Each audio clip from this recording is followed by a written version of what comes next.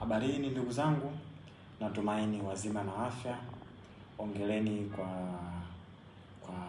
kwa sherehe ya Idi, lakini pia kwa wale ndugu zangu Waislamu, lakini pia sherehe ya Pasaka kwa wale ndugu zangu wa Kristo. Sasa tunaendelea na mada yetu ambayo tulikuwa tushakwisha kuanza toka mwanzo, ambayo ilikuwa inahusiana na uchafu kutoka ukeni usiko ambao sio wa kawaida. Je, magonjwa gani ambayo yanasababisha uchafu kutoka ukeni ambao sio wa kawaida? Sawa? Kwa siku ya leo tutaangalia kipengele cha vipimo gani ambavyo unaweza kuvifanya kwa huyu mtu mwenye changamoto ya kutoka uchafu ukeni ambao sio wa kawaida. Sawa? Ambao uchafu huo unasababishwa na magonjwa mbalimbali. Sawa? Lakini katika magonjwa hayo tuliona kwamba katika magonjwa ambayo tuliangalia, kwa mfano labda tuliangalia bacterial vaginosis, trichomonas vaginalis na vulva vagina candidiasis, tuongelea gonorrhea na chlamydia infection. Sawa? Tukasema kwamba kwa mfano mgonjwa ambaye anaugua bacterial vaginosis kwa muda mrefu au vulva vagina candidiasis au labda trichomoniasis yakiwa more advanced, sawa, on the late stage, anaweza kupata changamoto ya pelvic inflammatory disease, yani PID. Na tukaongelea dalili zake, mtu mwenye PID anakuwa na dalili zipi. Sasa nikija sasa leo kwa kuelezea sasa, je, huyu mtu mwenye changamoto ya PID, je, vipimo gani ambavyo anaweza akavifanya? Sawa? Au huyu mtu ambaye hiyo pia je, huyu mtu hiyo changamoto ya PID tunaweza tukajua kwamba je, huwa imesababishwa pia na katika yale magonjwa ambayo tumeelezea, magonjwa gani asilimia kubwa sana ndio ambayo yamechangia na kumpelekea mtu kupata changamoto ya PID. Sawa? Kwa hiyo kwenye kesi ya PID ambayo imetokana na yale magonjwa ambayo nimeyataja mwanzo, unaweza ukagundua kwa kupitia vipengele viwili. Sawa? Kipengele cha kwanza kwa kupitia tu proper history taking and physical examination, lakini kipengele cha pili unaweza kumfanyia investigation, vipimo. Sawa? Kwa sababu mgonjwa anaweza akaja kutokana na ile wrong proper history taking and physical examination, pia inaweza kukupelekea ukapata poor diagnosis au wrong diagnosis kutoka kwa mgonjwa wako. Sawa? Kwa hiyo best way ya kuanza kudiagnose mgonjwa yote mwenye abnormal vagina discharge, especially kwa wagonjwa ambao tayari wako advanced kwenye late stage ya PID, pelvic inflammatory disease, proper history taking and physical examination is very very very necessary. Sawa? Ukishafanya hivyo ndio unaweza kwenda kwenye step ya pili, ambayo ni kipengele cha pili cha lab investigation au radiological investigation. Sawa? Hizo zitaweza kukusaidia kuweza kupata diagnosis ambayo ipo clear. Sawa? Kwa hiyo ukienda kwenye kipengele cha lab investigation, kipimo cha kwanza ambacho unaweza kufanya eye vagina swab for wet preparation or for gram stain. Sawa? Ukija kwenye eye vagina swab for wet preparation, je, vitu gani ambavyo ni necessary ambavyo kama daktari unataka kwenda kuviangalia kwenye eye vagina swab for wet preparation? The first, utaangalia white blood cells. Sawa?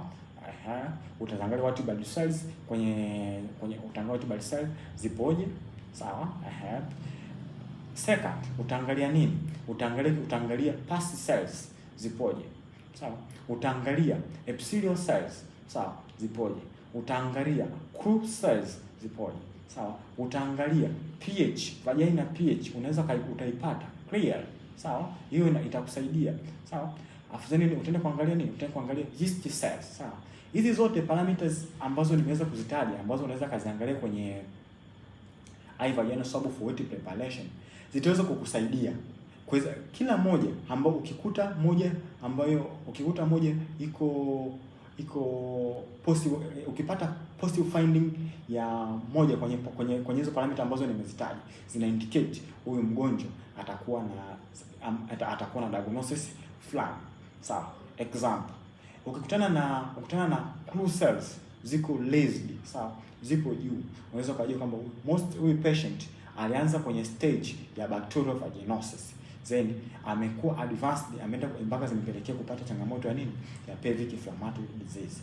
Why clue cells? Ni cells ambazo zinapatikana kwa wale wadudu ambao ni lactobacillus, sawa, wale lactobacillus ambao ni normal flora, ambao wanapatikana kwenye normal flora of vagina, sawa, wale wana kitu moja kinaitwa clue cells. Kwa hiyo ukifanya IVG subacute preparation ukuta clue cells zipo juu, kwa hiyo direct huyo mgonjwa utaona kwamba alianzia kwenye bacterial vaginosis, lakini akaenda advanced kwenye late stage kwenye nini, mpaka amekuja kupresent na dalili za pelvic inflammatory disease ambayo ni PID, sawa.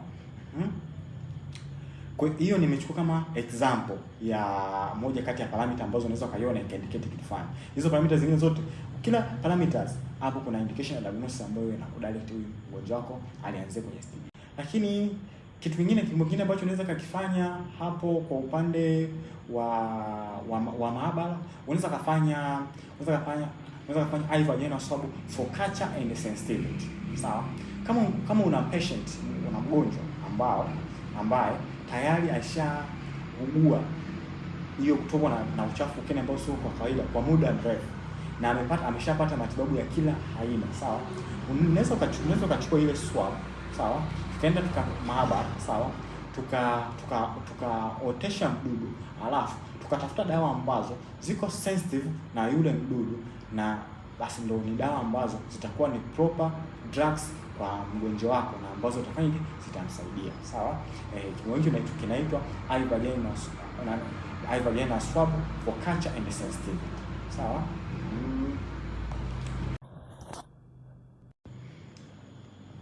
Kwa upande wa radio unaweza kufanya abdominal, unafanya pelvic ultrasound, sawa.